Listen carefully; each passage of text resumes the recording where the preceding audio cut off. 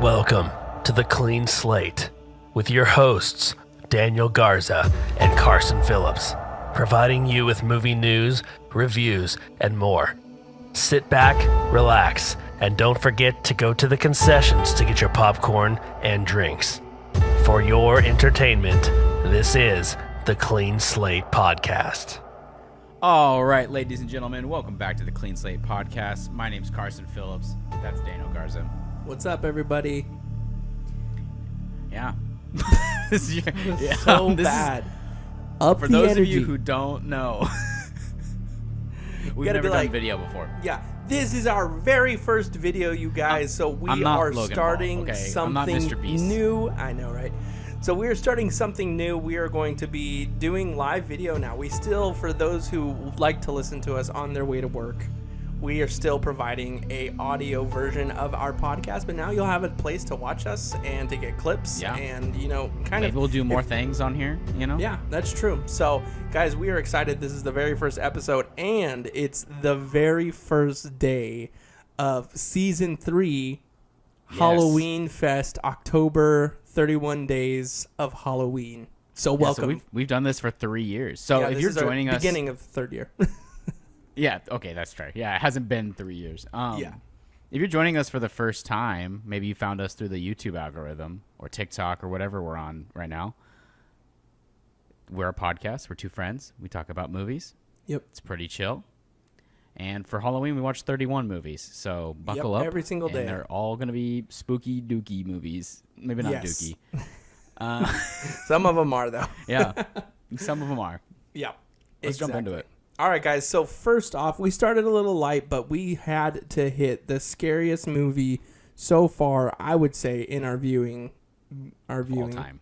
Yeah, is Straight Out of Nowhere, Scooby-Doo meets Courage the Cowardly Dog. Now, is this the first time they've ever met on screen? Okay, I thought so, but I did some research. In early 2000s, there was some kind of special, and I couldn't find it. It's probably on YouTube. Maybe I'll link it. But basically, it's they meet up at the house and then they look back on each other's scariest adventures or something. Okay. I don't think it's a proper crossover, but it sounds fun. All right, guys. So typically the format for this is we read the log line, we give you a brief kind of overview of the whole movie, and then we give our likes and dislikes. So we're going to start that now. Here's the log line for Straight Out of Nowhere, Scooby-Doo meets Courage the Cowardly Dog. Scooby-Doo and his friends are drawn to a strange object in the middle of nowhere, Kansas, the backwoods hometown of Courage and his owners, Eustace and Muriel Bag. Is that their last name? Yeah. All right. So this came out in 2021. It's actually fairly new. And good year. Yeah, just a brief overview, Carson, if you can make it 30 seconds. Yeah, I mean, the plot is borderline non-existent. They're doing their typical solving a crime, Scooby Gang, and then you hear the Courage music, the boom, boom. I don't know how to do it. It's probably copywritten anyways. But this crazy music soundtrack starts playing, and Scooby's drawn into nowhere, and the whole gang follows him, and they meet Eustace, they meet Muriel, and they meet Courage and the computer. And it's kind of a weird crossover, but that is the plot. They just randomly end up in nowhere, and there's this bug conspiracy. Yes. So if you've seen Courage, I feel like it leans more into the Courage energy. Yes. Very much so. Scooby.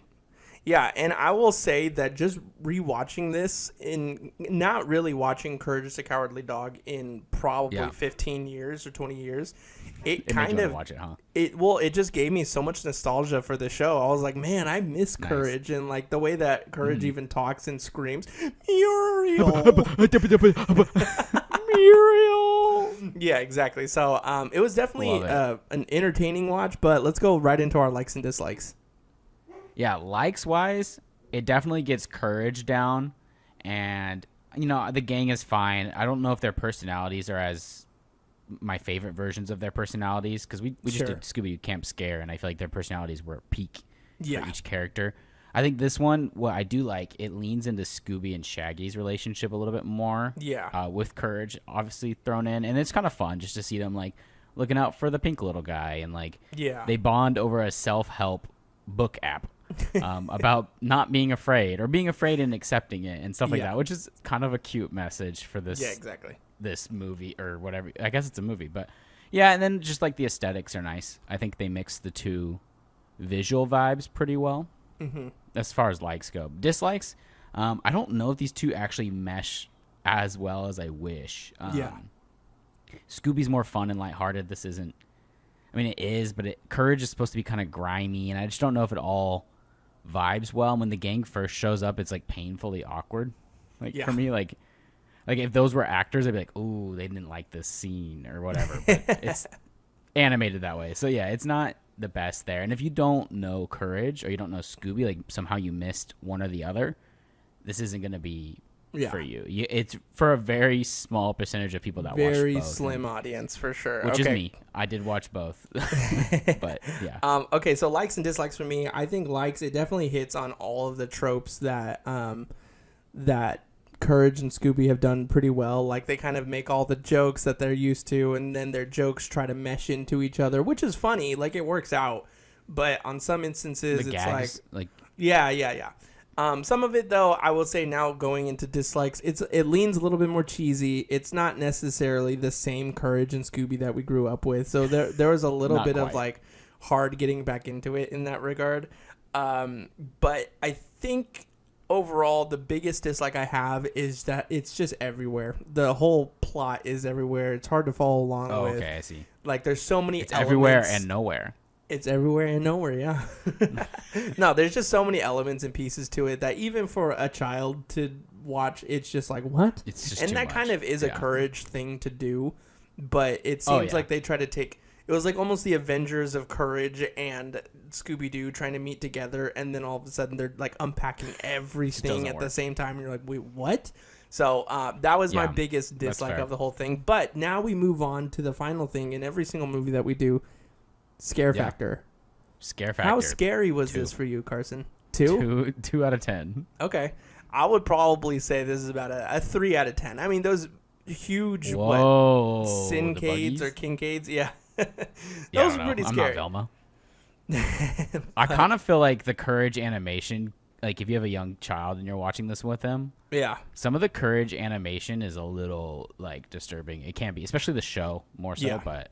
Oh yeah, it's a very tough. Something I remember to consider. actually watching when I was younger. I would like my parents would go out on date nights and they would drop us off at my grandma's house, and my grandma was a typical this is a grandma movie. Yeah, no, literally, and she would put me and my brother in the back room, and it would be like 10, 11 o'clock at night, and Courage would come on, and I would be so scared. I would be like, I would literally be Courage at my grandma's house while watching Courage. I think you can only watch this at midnight or at 10 o'clock at night. No, yeah, that's pretty much the only time it came on. It was like late night television. So. Yeah, and it scared the shit out of me. So, good stuff. Oh, you're going to have to bleep. I'm so sorry. I hate you. Anyway. Especially now that we're on YouTube. For real. Anyway, guys, so that is the end of the very first day of camp. That is the end of the very first episode of 31 Days of Halloween, guys. We are going to be doing this every single day, releasing an episode just for you, for all of our scare people out there who just love horror movies. We have a huge list coming up, and it's got some oldies, it's got some goodies, and it's got some newbies. So, guys, we're so excited for you to join in on this journey of going officially live now, or face to our podcast. And face reveal. We hope you guys enjoy all the content that's to come. We'll see you next time. That's a clean slate.